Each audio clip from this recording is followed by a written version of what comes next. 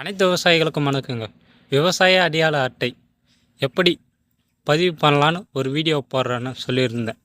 இதுக்கு முன்னாடியே விவசாய அடையாள அட்டைன்னா என்ன, எதுக்கு பயன்படும், அதை அப்ளை பண்ணதுக்கு என்னென்ன வேணும்னு வீடியோ ஒன்று போட்டுருக்கேன். அந்த வீடியோவை பார்க்கலனா கீழே லிங்க் தரேன், அதில் போயிட்டு பாருங்கள்.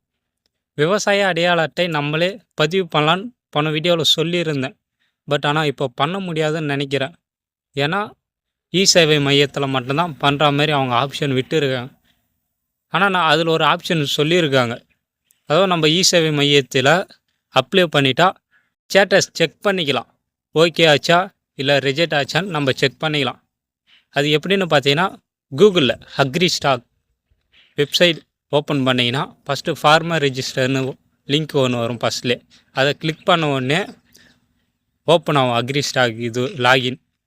அதில் மேலே பார்த்தீங்கன்னா dashboard, check the enrolment status, அதுக்கப்புறம் சிஎஸ்சி லாகின்னு ஒன்று வரும். மேலே 3 ஆப்ஷன் வரும்.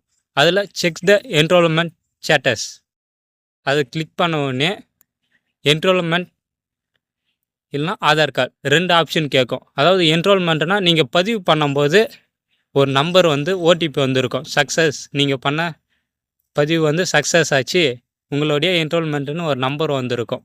அதை போட்டு செக் பண்ணாலே அங்கே உங்களுடைய டீட்டெயில் எல்லாமே வந்துடும். சக்ஸஸ் ஆச்சா ரிஜெக்ட் ஆச்சான்னு அதிலே காட்டிடும். அப்படி என்ரோல்மெண்ட் நம்பர் தெரிலனா உங்கள் ஆதார் நம்பர் போட்டு செக்குன்னு கொடுத்த உடனே உங்களுடைய ஸ்டேட்டஸ் எல்லாமே காட்டிடும். கூடிய சீக்கிரத்தில் நம்மளே பண்ணுற மாதிரி வந்துச்சுனாலும் அதுக்கு தனியாக ஒரு வீடியோ போடுறேங்க. இப்போதைக்கு சேவை மையத்திலோ இல்லை அதுக்கான அதிகாரிகிட்டேயோ பண்ணுற மாதிரி தான் இப்போதைக்கு இருக்குது. இன்னும் நிறைய இன்ட்ரெஸ்டான வீடியோவை போடலாங்க நம்ம சேனல்லையும். அதுக்கு நம்ம சேனலை சப்ஸ்கிரைப் பண்ணிவிடுங்க. மறக்காமல் இந்த வீடியோவுக்கு ஒரு லைக் பண்ணிவிடுங்க.